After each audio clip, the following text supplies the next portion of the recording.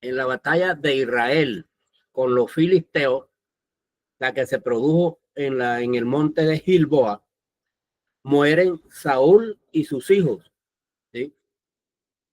Entre ellos muere Jonatán.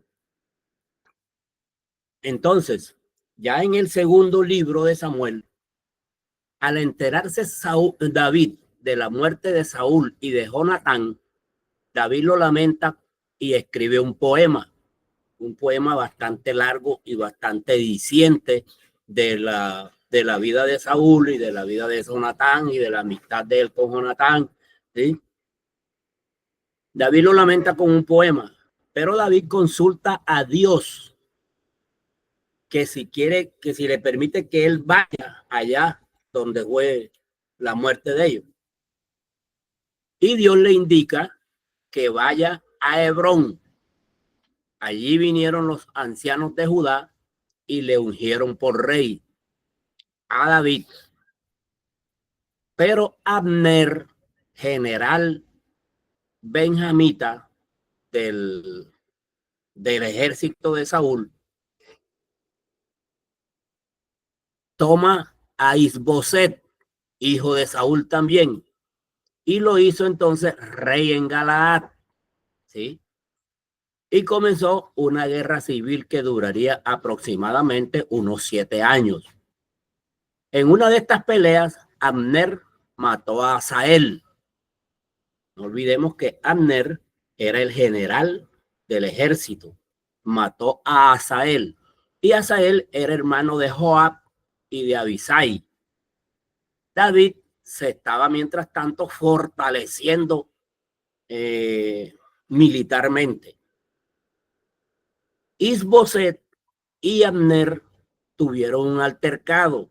O sea, Isboset, hijo de Saúl, con Abner, que era el general del ejército de Saúl. Tuvieron un altercado, lo cual condujo a Isboset, o sea, al primero, a buscar la paz con David, entrevistándose con él.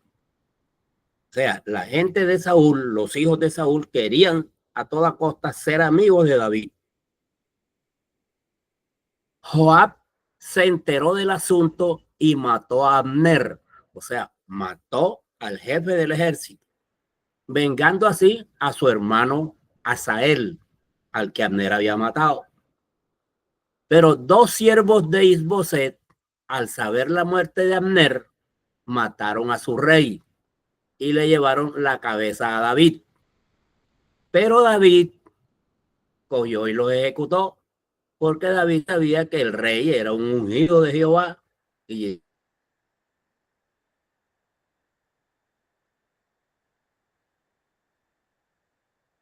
del 1 al 4 al 12. Los ancianos de Israel ungieron a David por rey sobre todas las tribus de Israel. Sí, fue el rey general. David conquista Jerusalén de mano de los jebuseos y los filisteos iniciaron otra campaña, pero fueron derrotados en 2 ocasiones consecutivas por David. David intenta trasladar el arca a Jerusalén, pero el proyecto se frustra por la muerte de Usa. ¿Cómo así? El arca no lo podía tocar sino los levitas, nadie más, pero Usa le puso la mano encima y de una vez se murió. Y eso atrasó un poco el traslado del arca. Pero David corrige todos los errores cometidos en el traslado del arca y al fin es llevado a cabo el traslado. David plantea a Natán el plan de construir una casa para el arca. Dios lo aprueba, pero le dice, no serás tú, lo hará un hijo de David. Segunda de Samuel. David somete a los filisteos, a los amonitas y al rey de Soba y al de Damasco. Es decir, varios reinados son sometidos por el ataque de David. Domina también a los edomitas, o sea, los de allá de Edom, de la parte sur de Israel. Investiga si había quedado alguien de la casa de Saúl. Y le dicen que sí, que está Mefiboset y él lo protege. ¿Quién era Mefiboset?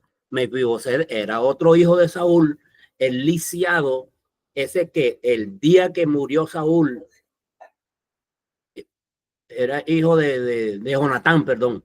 Pero el día que murió Saúl y Jonatán, la criada de él, cuando ya el niño tenía unos 5 años, lo cogió y agarró a correr con él, se le cayó y se le dañó una pierna y quedó chueco. Hijo de Jonatán. Se desata una guerra contra los amonitas.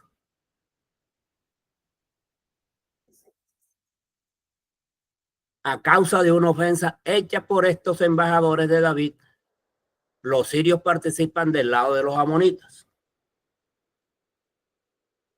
David vence a los reyes sirios y se les someten. O sea, David los somete. Rabá, capital de amonitas, de los amonitas, fue sitiada estando en Jerusalén. David cae en adulterio con Betsabé y luego ordena la muerte de su esposo Urías. Todos sabemos este pasaje también. Sin embargo, vale la pena recordarlo un poco. David, que debía ser el que siempre debía estar en frente de las batallas, en una oportunidad se quedó en su casa, dice que estaba allá en la azotea.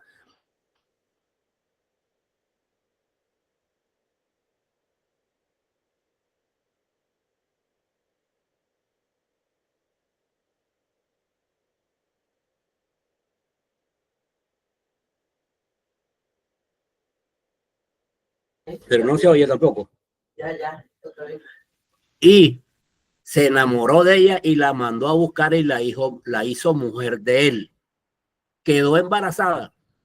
Y él, para no cargar con el cuento de que la mujer estaba embarazada de él, entonces mandó a llamar a Urías, que era el esposo de Betsabé, y le dijo que se quedara ese fin de semana ahí con su esposa descansando. Pero este no se fue a su casa, se quedó en la puerta de la casa del rey. Al día siguiente, ay, ¿qué pasó? No, como me voy a ir a dormir a mi casa tranquilamente y la gente matándose allá en la guerra. No, yo no hago eso. Bueno, no pudo con terminar su plan David.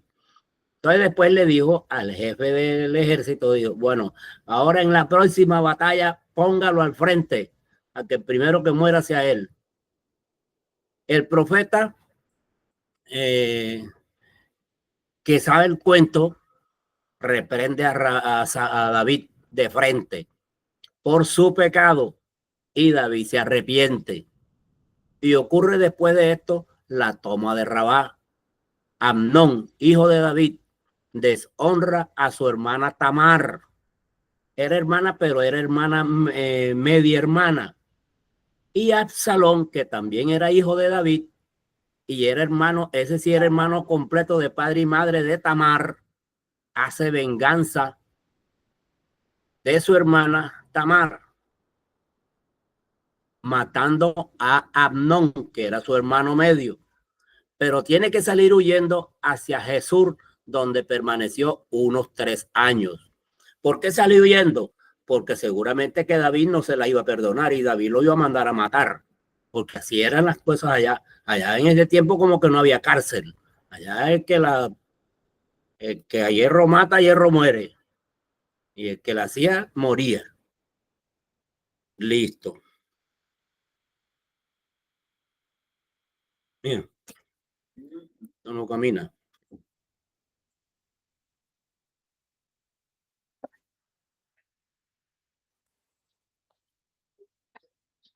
Ponte de este lado. Eso no se ve.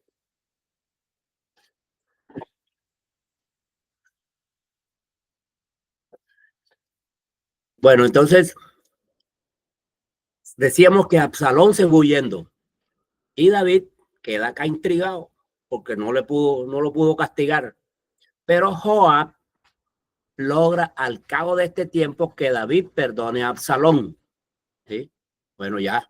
Y Absalón regresa a Jerusalén, pero regresa y comienza a maquinar una conspiración contra su padre, porque él quería ser rey y quería destronar a David.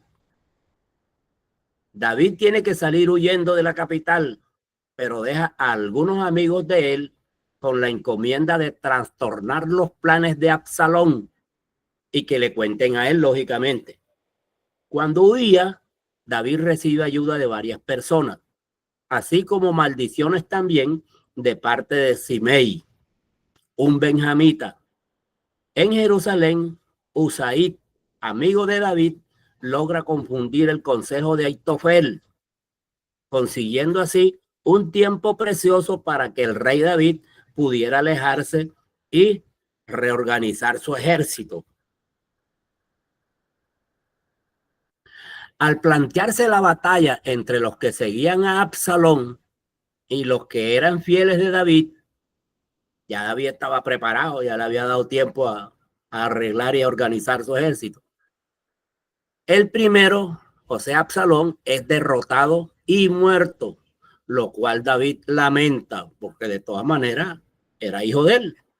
Primera de Samuel 14:1, 18 al 33. David comienza a buscar la reconciliación del pueblo. Ofrece a Amasa, general de Absalón, el puesto de jefe del ejército, pero Joab lo asesina a Amasa. David perdona a Simei, el que lo maldijo, y agradece a los que le ayudaron cuando la rebelión de Absalón. Poco después se produce otra rebeldía en la tierra de Benjamín, comenzando por Seba, sitiada en Abelbet y Maaca.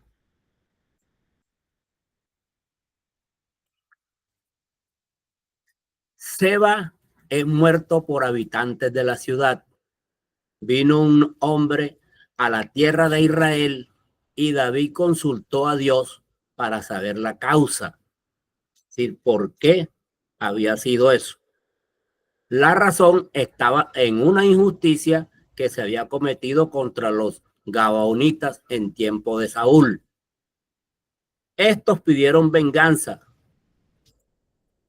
en la persona de los descendientes del rey, los cuales fueron ejecutados y se perdonó a Mefiboset, que era el lisiado y que era el protegido de David.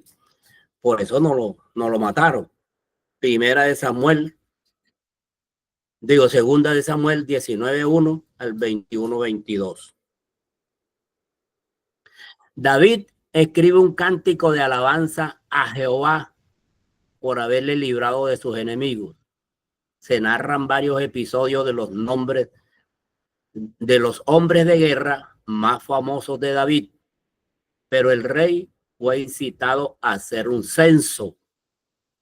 El rey David quiso hacer un censo, pero resulta que los censos en Israel tenían que ser programados por Dios, autorizados por Dios, y este lo hizo David porque él era rey. Jacob se opuso al censo y seguramente que le dio sus motivos, sus razones, pero la palabra del rey prevaleció. Cuando manda rey, no manda marinero. Al terminar este censo, David sintió que había hecho mal. Claro, reconoció su pecado. Y Dios le dice a través del profeta Gad que sería castigado. Se arrepiente rotundamente porque el castigo es que comienza una peste en Israel. Pero David ruega perdón a Dios y Gad le ordena hacer un sacrificio en la era de Aragna, un jebuseo. David compra el terreno de Aragna, levanta un altar y cesa la plaga. Pero hay también un testimonio sobre la compra de la era de Aragna. Y es que David va donde Aragna y le propone que le venda la parcela, la era, porque él necesita levantar allí un altar para Jehová. Y él le dijo, tómala, rey, y toma también los bueyes que yo tengo de arar la era esa para el sacrificio, para el holocausto. Y las yuntas, los palos que llevan ellos ahí en la cabeza, también te la doy para que te sirva para hacer el fuego. Pero David le dice, no, yo te doy tu precio justo, te la compro, porque yo no le ofreceré holocausto a Jehová, holocausto que no me cueste. ¿Sí? David era un hombre justo. Y de esa manera dio gracias a Aragna, pero no le recibió el regalo, sino que se lo pagó. Bueno, mis hermanos, también de esta manera hemos terminado con los 2 libros de Samuel. Como se dieron cuenta, están bastante resumidos, pero todos los 2 libros los alcanzamos a analizar. Lo que pasa es que cada temita de eso que aquí explicamos en 3 o 4 minutos, acá en la Biblia están en 4 y 5 hojas. ¿Sí? Nos ponemos a leer eso y nos da el domingo aquí y no terminamos. Pero creo que se entendió el contenido de los 2 libros, primera y segunda de Samuel. Entonces espero que el día que los lean, que los vayan a estudiar, se les haga más fácil que si no hubieran oído la explicación. Pero les insisto, lean primero el libro, léanlo, para cuando yo les explique o la pastora Dora les explique, ustedes se ubiquen, aterricen según lo que le están explicando en lo que ya han leído, ¿sí? Y cuando ya después de la explicación venga el momento de estudiar, ya no sea sino asimilar esos conocimientos que han leído y que han oído, pero que ahora están estudiando.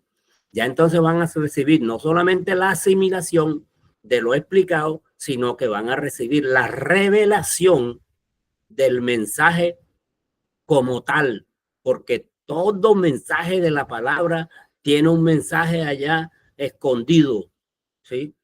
Que uno tiene que pedirle dirección al Espíritu Santo para que el Espíritu Santo le revele el trasfondo de ese mensaje, de